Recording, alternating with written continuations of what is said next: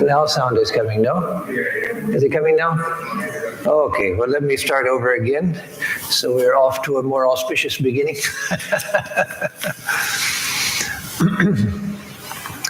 Om Apadam Apahartaram Dhataram Sarvasampadam Lokabhiramam Shri Ramam Bhuyo Bhuyo Namamyaham. Again and again we salute Sri Ramachandra, who is the remover of all difficulties, and who is the giver of all that which is auspicious, and who is the delight of the whole world. Om Shanti Shanti Shanti Hari Om Tat Sat. Om peace, peace, peace be unto us all. So this morning, in honor of Rama Navami, I will speak about Sri Ramachandra, Sri Ram, the ideal of Dharma, and the incarnation of Dharma. First, let me speak a little bit about the importance of Sri Rama in our tradition, in the Ramakrishna tradition. And of course, it's obvious that it's important because of Ramakrishna's own name. Ramakrishna, as he said to Swami Vivekananda on his deathbed, just a day or so before he passed away, when Swami Vivekananda, the future Vivekananda, Narendranath, was standing by his bedside and was just thinking that if in this state, when he's suffering so much and about to die, and suffering so much from cancer of the throat, he can't swallow and hasn't been for months been able to hardly to swallow, can't eat anything but the softest of creamy foods. If in this state he can say that he is an incarnation of God, then I will have faith. And so then Sri Ramakrishna, who could read his mind, said, "Oh, Naren, even now you have doubts. He who was born as Rama and he who was born as Krishna is born again as Ramakrishna, but not in your Vedantic sense." Not in your Vedantic sense means that not in the sense of Advaita Vedanta. In India, over the centuries, Vedanta became somewhat identified. The word Vedanta became identified with the Advaita Vedanta tradition of Shankaracharya. But Vedanta is much larger than that. That's why the ISKCON, they also are teachers of Vedanta. Nimbarka, Vallabhacharya, Ramanujacharya, Madhvacharya, all of them were teachers of Vedanta. So Vedanta is a very comprehensive word, but it had become identified with Advaita Vedanta. And so when Sri Ramakrishna said not in your Vedantic sense, he meant not in the sense that everything in this universe is a manifestation of Brahman. We're all incarnations of God. We're all incarnations of Brahman in that sense, but not in the sense that Rama or Krishna or Ramakrishna was an incarnation of God. That is in a special sense, meaning that infinite reality manifests in a special sense, consciously, deliberately in human form from time to time. In that sense, which Sri Krishna says in the Gita, Yada yada hi dharmasya glanir bhavati bharata abhyuthanam adharmasya taratmanam srijamyaham. That if, whenever in this yada yada, whenever there is the decline of dharma and the growth of adharma, the decline of righteousness, of spirituality, and the expansion of unrighteousness, lack of spirituality, then I body myself forth. So in that sense, where God, Ishvara, the all-conscious Lord of the universe, takes birth in human form. So in that sense, Sri Ramakrishna said, he who is Rama and he who is Krishna has been born again as Sri Ramakrishna. He didn't say Sri Ramakrishna, but has been born again in this. So we would say has been born again in Sri Ramakrishna. So in that special sense of the avatara, not in the sense that everyone is an avatara. Speaking in the Vedantic sense, Swami Vivekananda in his lecture, Is Vedanta the Future Religion? An extremely important lecture and a very beautiful lecture, one of his most powerful lectures given in Northern California in 1900. He says, all of you are incarnations of God. The cat, rat, and devil, all are incarnations of God. Yes, everything. Ravana is an incarnation of God also in that sense. Everybody, you and I, the cat, rat, and devil, all of us are incarnations of God because there's nothing but God. But again, Sri Ramakrishna was not speaking in that sense. He who is Rama and he who is Krishna was born again as Ramakrishna. So Ramakrishna spoke from time to time of his identity with the incarnations of the past. And in his own period of sadhana, in his spiritual practice, he had the guru of Jatadhari, the Vaishnava saint who was the worshipper of Ram Lala, the child Rama, and had a small image of Ram Lala. He came to Dakshineshwar, and every day he spent his time worshiping Ram Lala, the little image of Rama. But of course, Jatadhari was himself already a saint of some realization, and so he worshipped through the image. He was worshiping the living Ram Lala, the living child Rama. And so Sri Ramakrishna took up that practice. During those 12 years of his sadhana, with this one period, he took up the practice of worshipping the child Ram Lala. And there's a beautiful chapter in the Leela Prasanga about his worship of Ram Lala, the child Rama, how he would go to the river and bathe the little boy Rama, how he would feed him, how he would scold him. And how once when he scolded him and we got so angry with him, then he started weeping, thinking of how he had treated the child Rama. And so his devotion to Ram Lala became so much that when Jatadhari left Dakshineshwar, he gave the image itself to Sri Ramakrishna. He said, I no longer have any need for this, meaning that he saw the living Rama. And so he left the image of Ram Lala with Sri Ramakrishna. And that's how we come to have a photograph of the actual Ram Lala, the statue that Sri Ramakrishna worshipped. So in his life, Sri Ramakrishna practiced that devotion, the Vatsalya Bhava towards Rama. He also practiced the devotion of Hanuman. As you know, he used to tie, during that period, he would wrap his dhoti around his loins and tie it into a tail. And that he would, for some time, he lived in the trees. And what's his name? Hriday Ram, his nephew and his attendant, was terribly concerned about his uncle because living in the trees, jumping from branch to branch, and at that time he would eat a banana. He would eat the banana with the skin on. He wouldn't peel the skin off and then eat just the flesh, but he would eat the banana with the skin on like monkeys do. And Sri Ramakrishna himself said that his eyes became very restless like those of a monkey. And even the end of his tailbone grew a couple of inches into a tail. That is, that's hard for us to believe, but Sri Ramakrishna himself said it. We have his own words that he told of that Sri Ramakrishna had such intense power of thought that whatever his thought, his body began to reflect it. When he was practicing Sakhi Bhava as the friend of the Divine Mother, the woman friend of the Divine Mother, then his body changed so that when he dressed as a woman, people who knew him well, like Mathur Babu and his family, they couldn't recognize him. And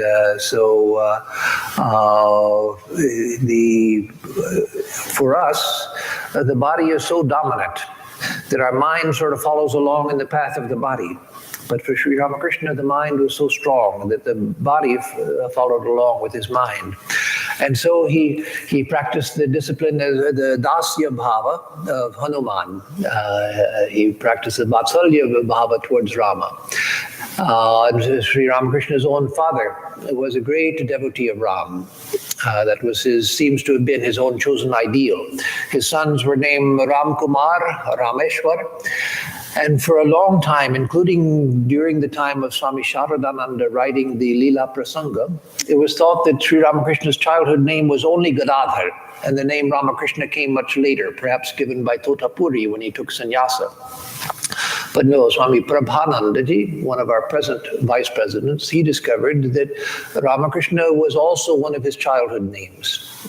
Yes, his name was Gadadhar, or Gadai, as people would call him, but he also had the name Ramakrishna, which makes sense because his other brothers had Rama names. And of course, his father had had the vision of Rama and found where he saw the vision in a field where he was taking a nap. When he woke up, he went to the spot where he had seen the vision of Sri Rama, saying that he wanted someone to care for him. And there was a cobra protecting a shaligrama stone, which was a Rama shaligrama. And so he took that and worshipped it the rest of his life. It's still there in the Kamarpukur. You can still see this shaligrama that his father found in the field when he had the vision of Rama. So his father was a great devotee of Rama. His own name was Ramakrishna. He practiced the discipline of Rama. One of his disciples, Swami Niranjanananda, he said was a partial incarnation of Ram, Sri Ram. And Swami Vivekananda as Narendranath, when he was when Sri Ramakrishna was at Kashipur, one evening, Sri Ramakrishna initiated him with the mantra of Ram. And for the whole night, Swami Vivekananda ran around the house at Kashipur in an ecstasy, shouting Ram, Ram, Ram, the whole night, running around the house in an ecstasy of identification with Rama, or with longing for Rama, rather. And so again, Sri Rama has a deep association with the very beginnings of the order and with the history of the order. Swami Brahmananda Maharaj, when he went to Sri Ramakrishna's disciple, Swami Brahmananda, when he went to South India and heard the Ram Nam, which we sing here and at other centers of our order, when he heard the Sanskrit Ram Nam of Tulsidas, he liked it so much that he brought him back to Bellarmut and asked the monks to start singing it. And so from that time, Ram Nam has been sung in the order. Most of the centers of the order, they sing this version of Ram Nam. And Swami Brahmananda, when he was in Benares and had the Ram Nam sung, that might have been the first place he had it sung after he had heard it in South India. That I'm not sure about, but it was either the first time he had it sung after coming back, or it was soon after. He had a vision of Hanuman coming and sitting for Ram Nam, and from time to time he would see Hanuman coming at the time of the singing of Ram Nam. He would see him in the form of an old man. And so a skeptic like us might say, well, he saw some old man coming and sitting when Ram Nam was being sung. You think every old man is Hanuman. What's the big deal seeing an old man coming and sitting down during Ram Nam? No, this was Swami Brahmananda. This was Swami Brahmananda. This wasn't just some crackpot who liked to imagine things. He actually saw that this was Hanuman, a Chirajiva, an eternal soul who would come to, and it's said in the tradition that wherever Ram's name is sung, there Hanuman is present. And so when we do here at the Ram Nam, we don't do a full ritual with the worship of Hanuman and everything. We do a very simple form of the Ram Nam. But when we do the full ritual and everything, like I used to do in San Diego, and they do it in Bellarmut and some of our other centers, then we always put out an asana for Hanuman to sit and attend the Ram Nam. So Swami Brahmananda saw that the actual Hanuman came, but he came in the form of an old man. So how did he know that the old man was Hanuman? Because he was Swami Brahmananda. He could see who he was. So he knew who it was that came. And so all of these things speak of the importance of Ramachandra in our own tradition. And the importance of Ramachandra to Indian civilization can't be exaggerated. There's no way to exaggerate the importance of Ramachandra for Indian civilization. Indian civilization was molded in the form of Ramachandra and Sita and Lakshman, Bharata, Shatrughna, Hanuman, all of them together. The Indian civilization took the very form of the Ramayana. Lin Yutang, a famous Chinese philosopher and thinker of the 20th century, he was a Protestant Christian. He lived in pre-revolutionary China. Before 1950, was a Protestant Christian, had converted, or maybe his parents had converted to Protestant Christianity. I don't remember when he or his family had become Christian, but he was Protestant Christian, but he had great love for Indian thought and Chinese thought. So he wrote 2 large volumes, which when I first came to Vedanta in the 1960s, at that time, his volumes were very well known. And if you bought books on India and China, you would usually buy Lin Yutang's 2 books. One was The Wisdom of China, and the other was The Wisdom of India. And both of them were collections of writings, sacred writings from both cultures.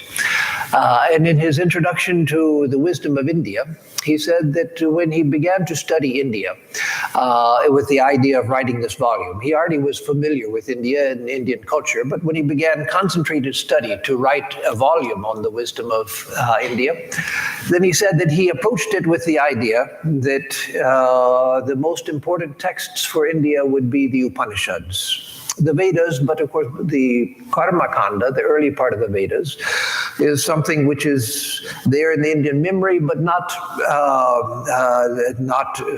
much studied, and most of the common people don't know, and even many scholars don't know much about what's in the Karma Kanda.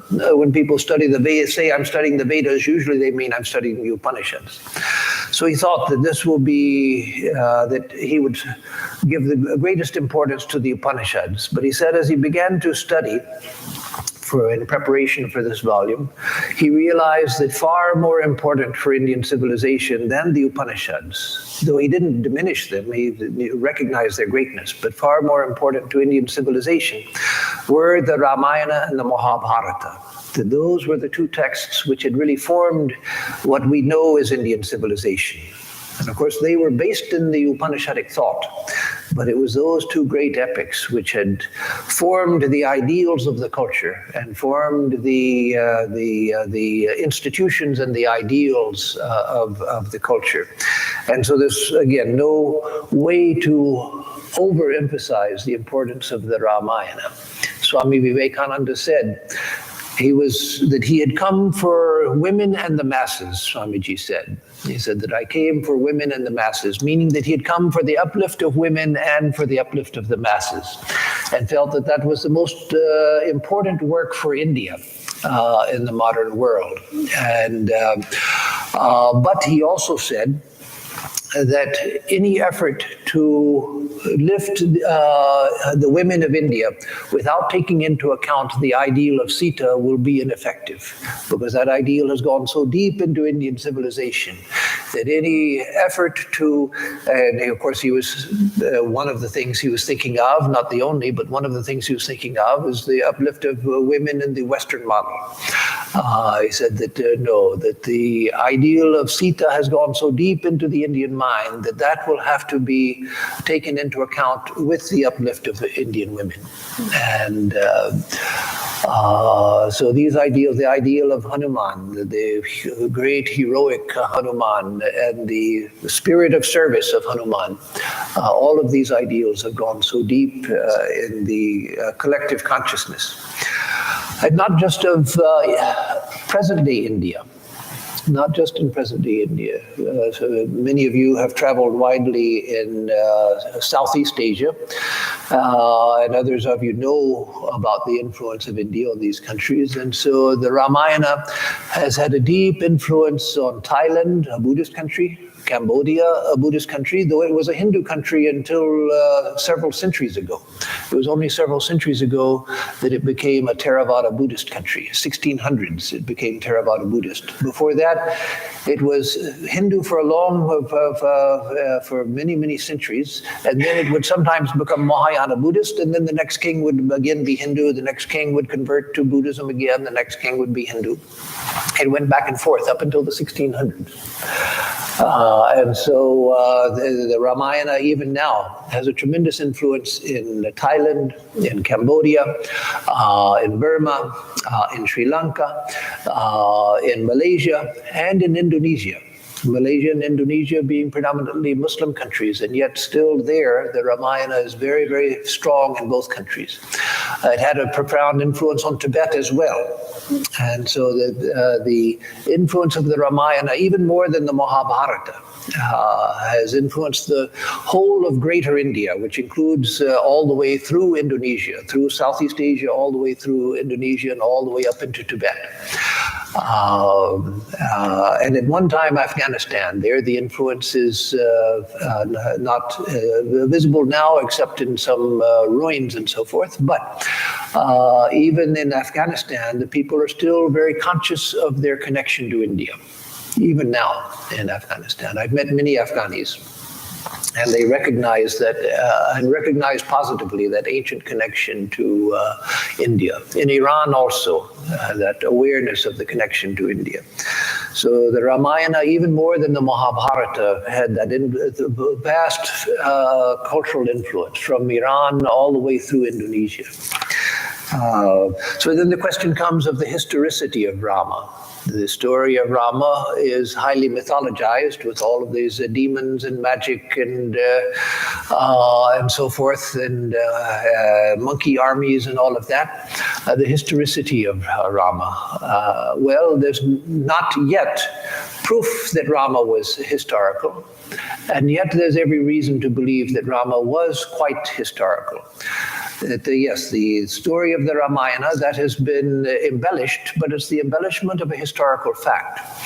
Most probably, again, I can't say to a agnostic audience but the reasons for believing that Rama was historical was the tremendous influence that his figure and his story had. There are many, many, many around the world, including in the West, in European countries. There are many, many made-up stories, beautiful made-up stories, many beautiful made-up stories, beautiful made-up epics, and so forth. And yet, you don't find the tremendous cultural impact from these made-up stories that you find from the Ramayana. That power must have come from somewhere. There must have been a great personage who we know as Rama, and probably was in his own time known as Rama, who walked over the subcontinent of India and who left a deep impression on the people. And of course, there are other things that may be evidence, may be found to be more solid evidence in time, like the Ram Setu connecting India and Sri Lanka, that which NASA first discovered, that there is actually the evidence of, not just evidence, there is actually a cropping of rock going to Sri Lanka, and archaeological investigations which say that it probably was human-made. And not just a random formation of ocean currents washing rocks into this place. And so there may in time be more solid historical evidence for the existence of Rama, but just the fact that he had such a tremendous influence on Indian civilization, that has to come from somewhere. That doesn't come just from somebody writing a novel and people liking the novel because it makes a good story. As I said, there are many such stories, beautiful stories around the world, which didn't have the influence of that Sri Ram has had on greater Indian civilization, again, spreading all the way through Indonesia. So the greatness of the Ramayana, the story of Rama, has several levels to it. And one, just as literature itself, the Ramayana is a masterpiece of literature. And Valmiki, the author of the Ramayana, he's said to be the first poet. Of course, in the Vedas, before the time of Valmiki, Valmiki probably lived still during the Vedic age, but in the Vedas, there was poetry from the beginning, and the oldest hymns of the Vedas are in poetry. But Valmiki is said to be the first poet because the hymns of the Vedas, the orthodox view is that those were heard in states of meditation. They were not composed. So whether one accepts that or not, that's a matter of belief or non-belief. That doesn't so much matter. But the traditional belief is that Valmiki was the first poet in the sense of someone who composed poetry. And the story of how he spoke the first poetry, the first verse itself is very beautiful. So the Ramayana is, as far as we know, the first independent poetry of India, and very, very ancient. And then it's such a captivating story, which is why it spread and why it continues to influence cultures, even the Buddhist and Islamic cultures of Southeast Asia. It's got everything that Harry Potter has. It has adventure, it has demons, it has magic, all kind of fantastic creatures, and it has such heroism. Such great heroism, martial heroism, that is military heroism, the fighting of battles and so forth, which many epic poems around the world are about, but also moral heroism. Martial heroism, but also, even more important, moral heroism. The taking of a moral stand and being willing to face all obstructions, all obstacles, all difficulties, because I take a moral stand. I stand on this principle, and I won't bend before difficulties. I will stand on the basis of my moral principles and face down whatever comes, or die in the process. That tremendous moral heroism, that is rare in the world of great epics. You don't find that in Homer, you don't find it in the Iliad or the Odyssey, you don't find it in Ulysses, but in the Ramayana you find that a tremendous moral conviction and moral heroism, as well as martial heroism. You find admirable and lovable characters. The characters in the Ramayana are admirable as well as lovable. And even Dasharatha, who often is looked on as morally weak because he gave in to his wife. She wasn't evil by nature, but she'd been turned evil by her maid, Kaikeyi. And so oftentimes Dasharatha is looked on as somewhat weak and not principled as Sri Ram was. And yes, he was swayed by attachment and so forth. And yet he was at the same time a great king. He was a virtuous king, a much loved king, loved by his people, and a great king. So we shouldn't overdo the moral failings of Dasharatha. He was also a great moral figure, but not strong enough to face down ultimate tests. But his son Rama was capable of that. So it's full of lovable characters, admirable characters, and again, the terrible characters as well, frightful characters. It's a story of human weaknesses and human strength. And so you have this play between human weakness and human strength, the wonderful play between the two. And then it's very rare in Indian literature, an example of great tragedy. No, it doesn't end in tragedy, but it does end in sadness. It does end in sadness. And that's very rare in Indian literature, because in Indian literature, most writers, because of the law of karma, they always ended on the triumphant note of Satyameva Jayate, truth alone conquers, not untruth. And so that is preserved in the Ramayana, but not without great sadness. The fact that Sita was banished to the forest The fact that when Ram finally is by coincidence reunited with Sita and his two sons who didn't even know that he was their father. And then when the people start calling out for, we want the test again, the test of her purity, a test of her purity, then Sita just prays to her mother, Mother Earth, Prithvi, and Mother Earth opens up and she's returned into the earth where she came from. Of course, the triumph there is that she lives in heavenly glory forever, or in spiritual glory forever. But still, it was a sad ending to the text and something which is not common in Indian literature. So it was a great literature by any standard, the Ramayana. And so as literature, it's great, and as a book of Dharma, it's even greater, as a text on Dharma. So first, let me ask, what is Dharma? What is Dharma? We all speak of Dharma, and we have ideas of what Dharma is, and we can give examples of Dharma. And of course, one of them is Sri Ram. But what is Dharma itself? Three of the great principles of Hinduism, of karma, rebirth, punarjanma, and dharma, they're all tied together. They're tied together in this way, that it's karma works because of dharma. That is, if you do good, then now or later, and the delay depends on the accumulated karma that you have, now or later you'll get good back to you. If you do evil, evil will be reflected back to you. That's based on the principle of Dharma.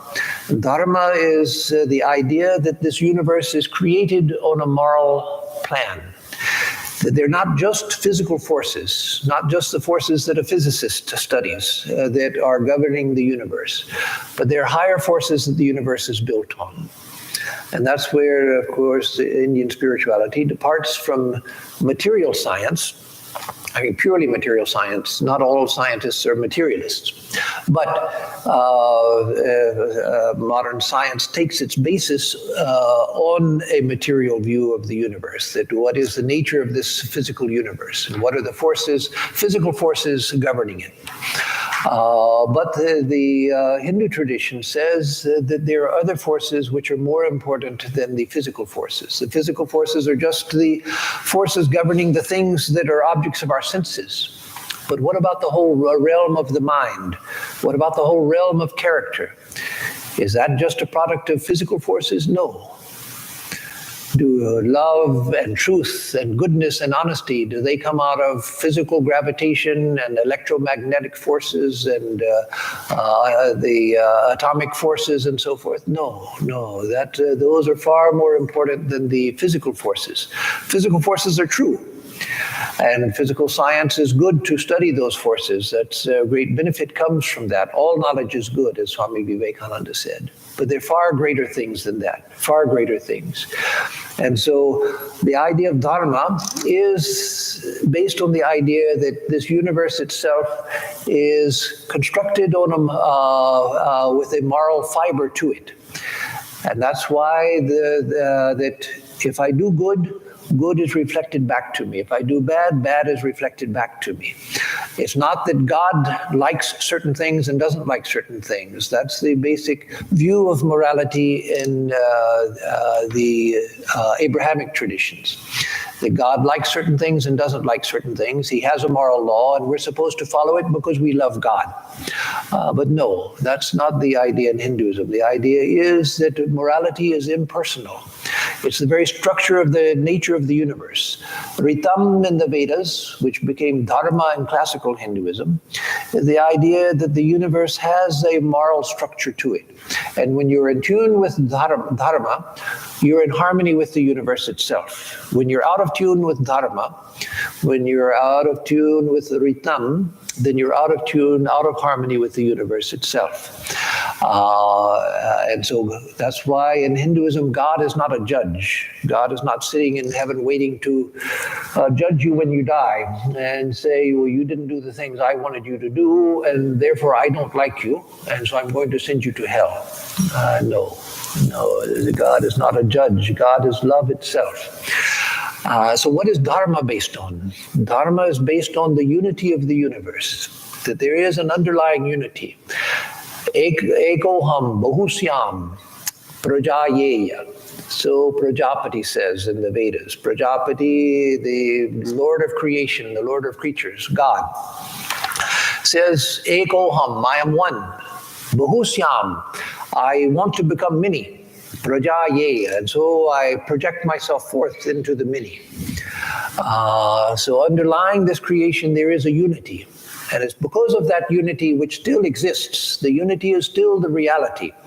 The multiplicity is an appearance of that unity. And so the unity is still the reality, sustaining and running through and manifesting as this universe.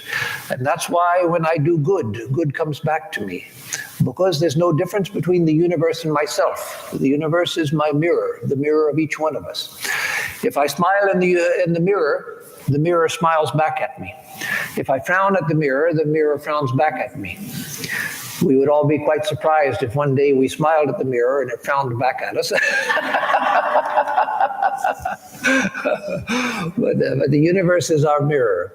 And sometimes the universe seems to do that, but that's only because there's a delay between our smile at the universe and the universe's smile back at us, because of the weight of past karma, which is all being worked out. And so sometimes there's a delay, but it's not that the universe is frowning when we smile as a result of our smiling. No, it's just that the smile has not yet registered in the mirror. But the universe is our mirror because there's a fundamental unity to the universe. And that is what makes Dharma work. And it's on the base of Dharma that karma works. And it's through karma that reincarnation works. Because at the time of death, there's still unresolved karma, which requires working itself out. And so we come back in another form. So all of these three principles are tied together, and they're all based on the fundamental unity of the universe. So again, as I was saying, the greatness of the Ramayana, one of the elements of its greatness is that it's a great text on Dharma, a great story of Dharma. It's one thing to have the concept of right and wrong. So it's good to be truthful. It's good to be honest. It's good to do good to other people. Good to be unselfish. But those, as concepts, they're not very powerful. They're just words. As is often said about, on another level, that the word God to most people is just G-O-D, written on paper. That's as far as our awareness of God goes. It's just a word, just a concept. And so with Dharma, so with righteousness, so with righteous behavior, so with character. They're just concepts. But when we have images of Dharma, someone who lives Dharma, who manifests Dharma, then suddenly it takes on meaning for us. When we have the example of someone who is utterly truthful, then truth becomes meaningful to us. If we have the example of someone who's completely honest, then honesty takes on meaning for us. If we have the idea of someone who is unselfish, unselfishness takes on meaning. Love takes on meaning for us. And so in the Ramayana, the original Ramayana of Valmiki, it's largely a text on Dharma. Spirituality is there too, but more than the spiritual, more than the purely spiritual, it's a text on Dharma. What is the righteous king? How does the righteous person behave, the righteous man, the righteous woman? How does the righteous son behave, the righteous older brother, the righteous younger brother, the righteous servant? And I don't mean hired servant, but one who for any reasons, out of love or for whatever, or devotion or whatever reason, serves another. What are the images of these human manifestations? The good wife, the good husband, etc. All of these human ideals were fixed in the Indian mind through the Ramayana, more even than the Mahabharata. Again, I'm not criticizing the Mahabharata. That also is a great, great text. And the Mahabharata is far more complex than the Ramayana. That's why it's said that when the farmer lost his cow, he went looking for it in the Mahabharata because everything is there. But the Ramayana, even more than the Mahabharata, is the text or the story. Again, I don't want to emphasize text because it's not just ink on paper, but it's a living story which fixed the idea of Dharma in Indian civilization. Again, larger even than the present country India. And so it's the great book of Dharma. When you look at the Bible, for instance, other than say the Torah of the Jews and the Old Testament of the Christians, you don't have a comparable anything to compare to the Ramayana there. There it's also stories. But you find even the first family, Adam and Eve, first of all, it's a story about their fall from grace, and they're going against God, and then they're being banished from a heavenly paradise and living in shame. And then descendants, all of humanity descending in the shame of Adam and Eve. And then Cain and Abel, the two sons of Adam and Eve, where one brother kills the other brother. And so that is sort of the beginning story of human society, where the first parents, they're banished from paradise in shame, and the first two sons, one kills the other. And yet, how different is the story of the Ramayana? How different is the story, the ideals presented to the Ramayana? I don't want to overemphasize the distinction between the Ramayana and the Bible, because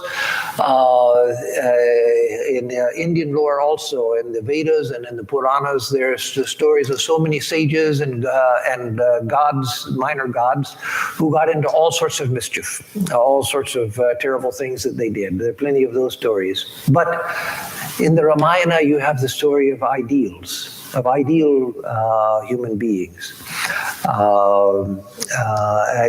With no comparison in the Bible until you get to the story of Jesus, with an ideal figure there. So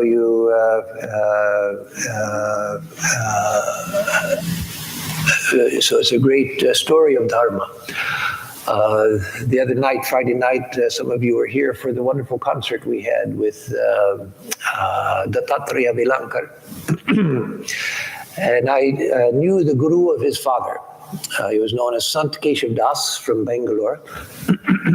He used to do Harikatha, singing along with telling stories. So he'd sing a line or two and then tell a story and then go back to singing and tell us more of the story and go back to singing. It was wonderful to hear. He was a master of Harikatha. So he was the guru of Dattatreya's father, who still sings Harikatha, though he's 80 years old. And so I used to invite Keshav Das to San Diego when I was in San Diego. He's long passed away now, but I used to invite him to San Diego, and he would do the Harikatha in our ashram. And there was one song he used to sing that I always remember, and it was a song of Tulsidas, which has the line about Sri Ram, Eka Bana, Eka Vachan, Eka Patni. So Rama was Eka Bana. That is, his aim was so true that he only needed one arrow to shoot. He didn't shoot 10 arrows in order to hit the target, hoping that at least one of them was going to get to the target. No, his aim was so true because of the concentration of his mind that one arrow would do whatever it was that he wanted. His arrow was true. Eka Vachan. Whatever he spoke, that was true. He didn't change what he had said. When Bharat came to him in the forest, when he had found out what his mother Kaikeyi had done, and begged him, Sri Ram, you please come back, and I'll punish that evil woman. You come back and say, he said, no, I have given my word to uphold our father's word. I have given my word. I will go to the forest for 14 years. And so he kept to that. So Eka Vachan, and not to part from that, from one's word. And Eka Patni. As you know from the Mahabharata, where the Pandavas, the 5 brothers, had one wife, and also from the Upanishads and other stories, we know that polygamy was practiced, and in some places polyandry, which is what was you see in the Mahabharata, was practiced. But it was from Ramachandra that this idea of monogamy became strong. And this was true all over the world. This was not an Indian phenomenon of that there's polygamy and polyandry there and not elsewhere. That was all over the world. And especially among the kingly class, because they could afford many wives. A poor man has trouble keeping one wife, but a king can have as many as he wants. If he doesn't have enough money, he just takes it from the poor people and does what he wants. But it was Sri Ram who presented the ideal of monogamy, the ideal of dedication to one wife. And so again, that ideal of Dharma, that one arrow, it doesn't mean just with archery, but your actions, when you do something, you make it count. You do something and it counts for something because you do it with full concentration and intention when you act. When you say something, your word sticks because you're saying what you mean to say, and you're saying it consciously, and you stand behind what it is that you say. You don't swerve from it. And you are true to your partner in life, the one that you have dedicated yourself to through marriage. You're true to that person. And so again, that was a beautiful song that Sant Keshav Das used to sing from Tulsi Das.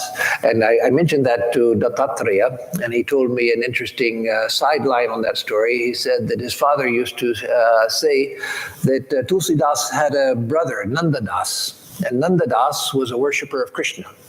And so Tulsi Das sang this song telling to Nanda Das that why is it that you don't worship Rama? Sri Rama, he said, Eka Vachan, Eka Bana, Eka Vachan, Eka Patni.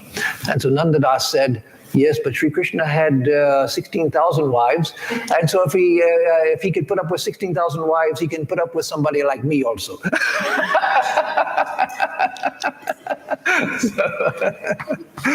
So Ramachandra again presented this ideal to Indian civilization.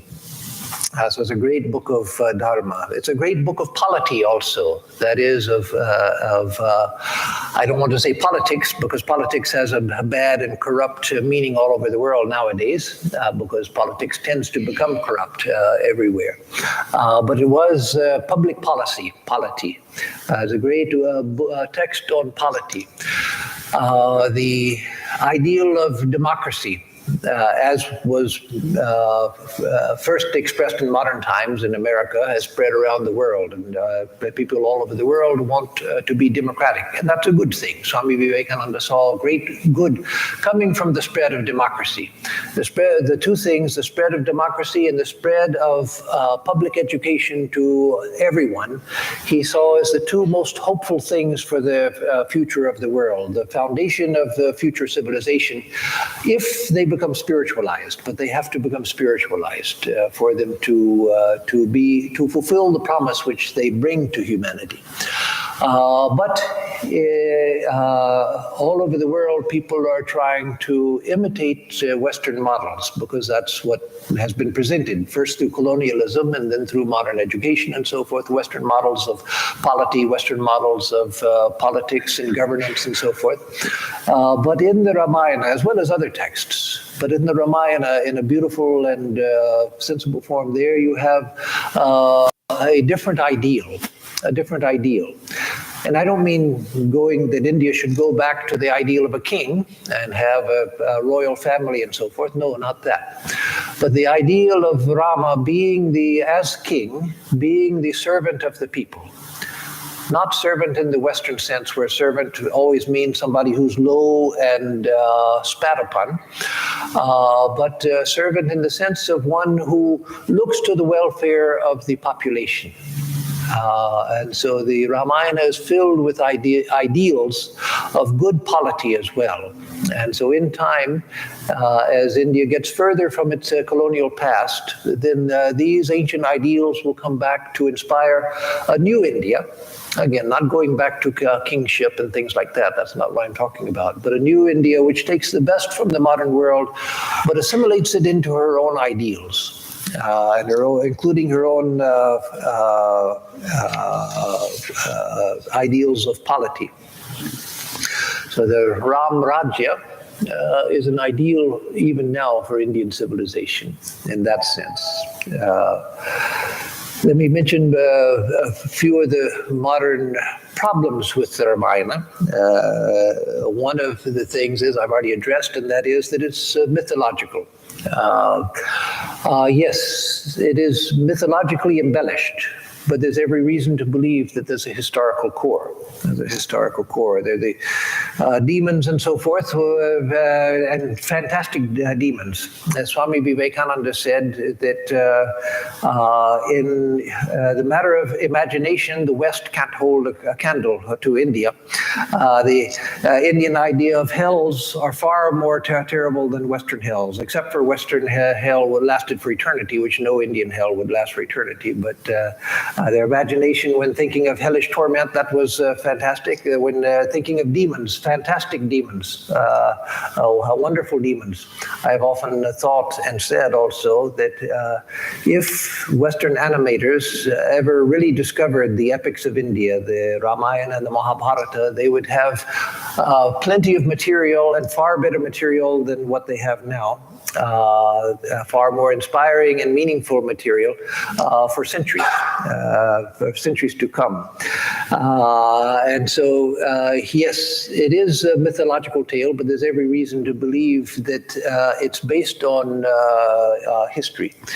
It may be in time that we'll be able to extract the historical core from the Ramayana more than we have now. Some people have gone to excess in trying to extract a historical core. In fact, some people say that the Vanara army, that those were South Indians.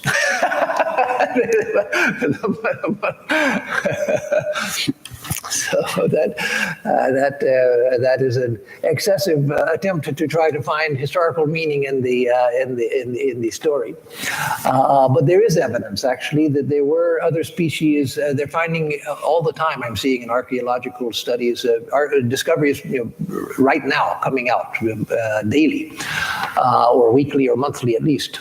New discoveries about the origins of humanity and the different species of human beings. They've now found that the Neanderthals were not the stupid, primitive people that we thought, but the Neanderthals were advanced. Their brain size was larger than our brain size. And they were the ones responsible for the wonderful cave art that's found in Europe, where Picasso went and saw it and said, they had nothing to learn from us. We can't teach them anything. So who knows? So there's even evidence in the Nicobar Islands, I think it is, that there were Neanderthal-like human-like creatures, but of a different species that lived up until recent thousands of years ago. And so, who the monkey hosts of Rama's army was, we don't know. But that also may have a historical core as well. So the mythological aspect of the Ramayana is actually a beautiful aspect of the Ramayana. It's not that we should get to the historical core and forget the mythological aspect. No, mythology is a way of expressing a great truth. And it also may be another realm of existence as well, another world of existence, a world where Rama lives and Hanuman lives, and where the creatures of the Ramayana live as well. That may well be also. Another problem with the Ramayana for modern people, as I've said recently in a talk here, is the problem of Sita. That Sita was banished by Rama to the forest, and the modern sensibility is that Rama was a wimp. He should have stood up to the people and said, no, you're not sending my wife anywhere. She's staying right here, and you all go to hell. Whatever you believe, I'm protecting my wife. She's my wife, and you have nothing to say. Well, that's a modern sensibility, where a sensibility built on the idea of the sanctity of the individual. I, as an individual, there's this sanctity to my individuality, and that should be primary. And I have a right to protect my individuality against the whole world and fight with the whole world for that.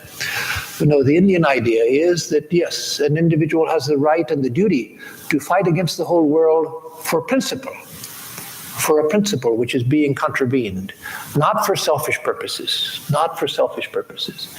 My guru, Swami Atmarupanandaji, he used to tell us, so many times he told us, that the modern world is all about rights, but you should learn to emphasize responsibilities. Learn to emphasize responsibilities. What are my duties? What are the things that I owe to the world? What should I give to the world? Think of that rather than rights. If you're thinking only of rights, which is the Western practice, and even here it's a modern thing for the last several centuries, especially from the age of the Renaissance, well, even after the Renaissance, from the age of the Enlightenment, where the individuality became sacred. But no, when we emphasize rights too much, then that makes us selfish and contrary to the whole world. That I'm going to stand against the whole world, not on principle, but because I am me, and I don't care about you. No, we have to think of the unity of existence, the unity of all beings, which includes the unity of society and the welfare of society. And so instead of thinking of rights, we should think of responsibilities. Yes, rights have their importance also. It's not that rights should be forgotten. That's a contribution of the modern world, which is good as far as it goes, but it shouldn't go too far. That is, rights without a platform of responsibility is dangerous. Rights on a foundation of responsibility is good. That is, for example, when India was under the British Empire, you could say that, well, the British are the rulers of India, so instead of thinking of the rights of India, just think about what your responsibility to the British are. Well, no, that's ridiculous. No, the Indian civilization had every right to stand up and say, get out. We ruled ourselves for thousands of years, we'll rule ourselves again. We don't need you, get out. When African Americans were seeking equality in this country, you could say, well, just think about your responsibilities, don't think about your rights, and so forget about all of this protest and all of that. Well, no, they had every right to stand up and say, no, we demand equality. But if that is not founded on the equal sense of responsibility, my responsibility to others, my responsibility to society, then it becomes dangerous. Then it becomes dangerous. So Rama's standing for Sita was because acceding to the banishment of Sita was based on his recognition that without bowing to the will of the populace, that he couldn't rule, and it would bring harm to the whole kingdom. And so it was for the welfare of all that he sacrificed his own happiness and certainly the happiness of his wife and his two children.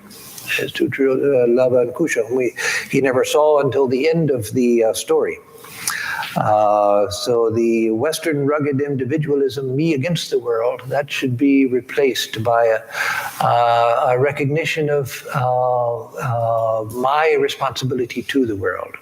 And yes, I have every right to fight abuse and oppression and so forth for me and for others, but only if I have a deep sense of responsibility also.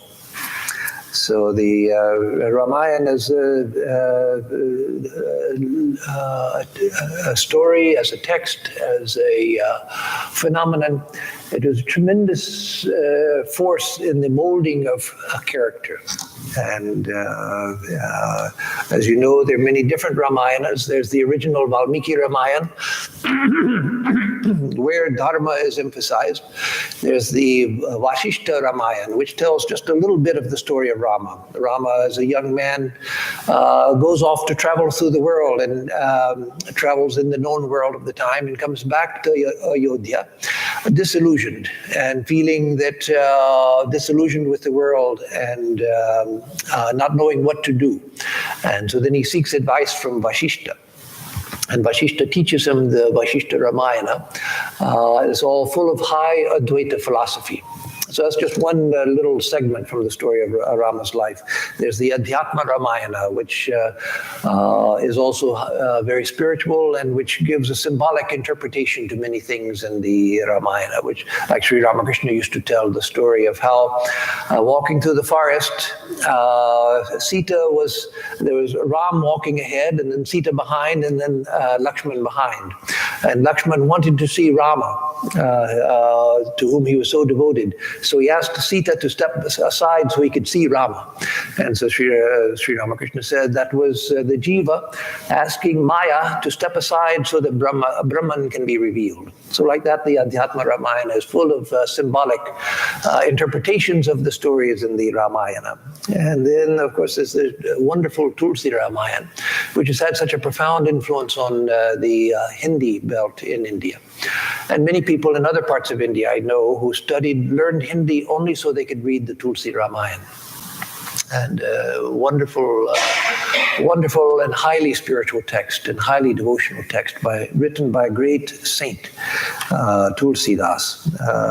And of course, there are many regional Ramayanas. Each linguistic group in India has its own Ramayana.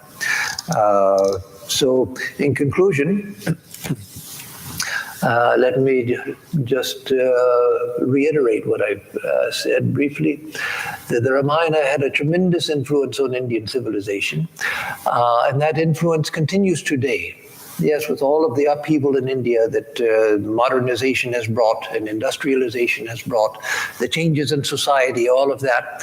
But Swami Vivekananda felt that the images of the Ramayana had gone so deeply into Indian civilization that they're permanent, that there's a permanent stamp on the collective mind of Indian civilization, which, as the turbulence of the modern age and the changes that have come to society, as that begins to settle, those influences again will begin to assert themselves. Swamiji saw that the changes in society were necessary. He said that India has to come to grips with the modern world. India was in the same situation basically as Tibet. But India, because it was a very large country with a large population, it didn't suffer the same fate as Tibet, but it could have. The Dalai Lama himself says that we thought, and these are the same things said by Swami Vivekananda about India, but the present Dalai Lama says about Tibet, that we thought that we could live without the world, that we could live in our little kingdom and just pursue our culture and our cultural ideals, our spiritual ideals, without the modern world. And we tried to keep the modern world out, but the modern world wouldn't be kept out. And so we've lost practically everything. We've lost our country, and our people have been spread around the world. So Swamiji said the same about India, that India thought that she could live without the world, but the world won't allow India to live alone. And none of us can live alone. So he saw that India had to come to terms with the modern world. He saw that India had to become technologically savvy, which has happened in an amazing way. When you look at other colonized countries and you look at India, the tremendous advance of technology in India is phenomenal, nothing short of phenomenal. He saw that the wealth of the country had to grow and had to be spread among the people. It has grown phenomenally now, but it hasn't been spread equitably. That is still to be done. But he saw that. He said that as long as there is a hungry dog in my country, my religion will be to feed that dog. As long as there's a hungry dog in my country, my religion will be to feed that dog. He said that no one can renounce the world unless they have the opportunity to enjoy it if they want. And so in India, there must be the opportunity for enjoying the world.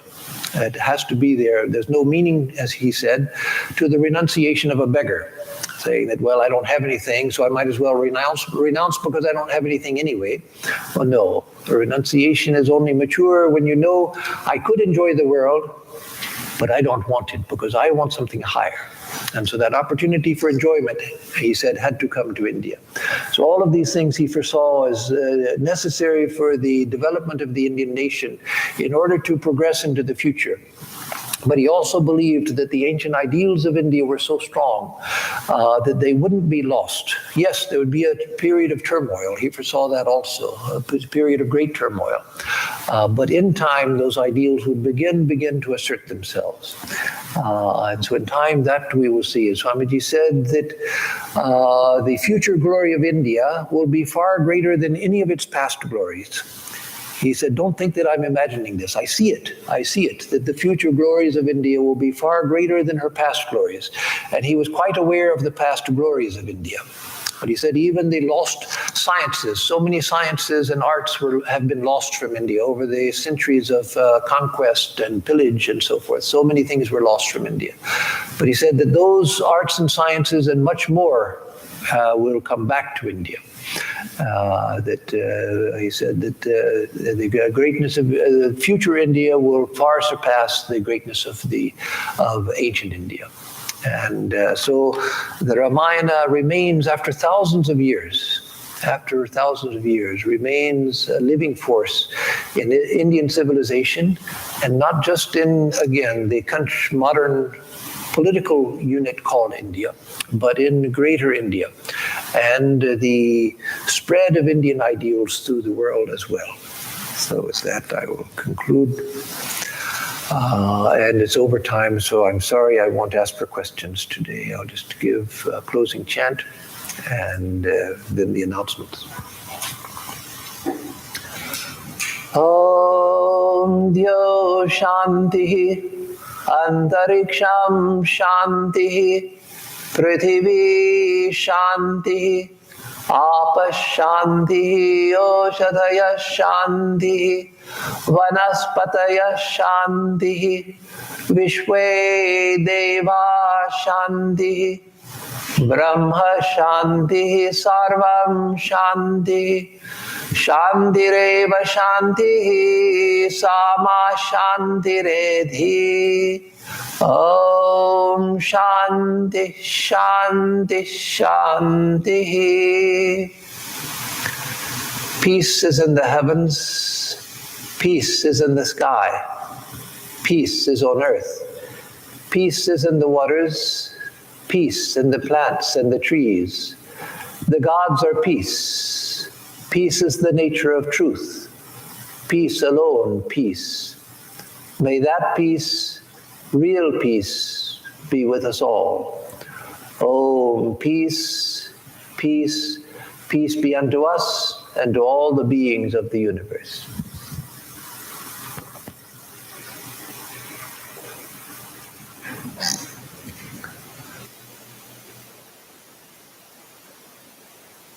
We will have the usual classes this week. Tuesday,